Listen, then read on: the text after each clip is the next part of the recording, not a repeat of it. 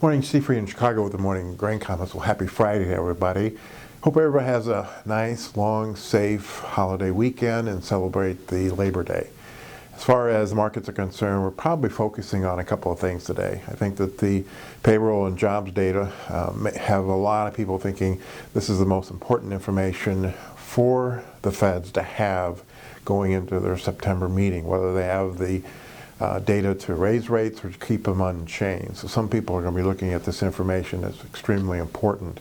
Second thing is we'll get a couple of private crop estimates today for U.S. corn and soybean production based on September 1. The market's kind of leaning for USDA on the 12th of September to bring the corn yield down a little bit and maybe raise the bean yield up a little bit. So there's a lot of possibilities as far as market reaction in what the USDA does. For instance, if they leave the bean crop unchanged and raise demand, that could be bullish.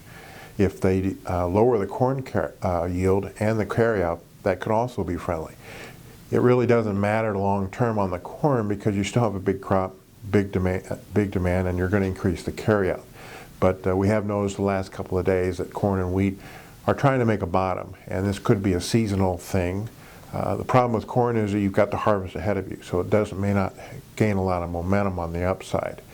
The funds are short corn and wheat, so they could be covering some of those short positions, either going into the Fed meeting or going into harvest or going into post-harvest. As far as the beans are concerned, they continue to be long because of strong demand, and that's not going to change. But if the USDA does raise the yield, they could take a little bit off and take some profit taking. We also note that the U.S. Midwest was clear. Weather for this weekend across most of the Midwest would be great for the weekend. We do have the tropical depression down in Florida that's going to spin up and along the East Coast, provide some heavy rains there, but it shouldn't affect shipping or shouldn't affect harvest in the Delta or in the Midwest.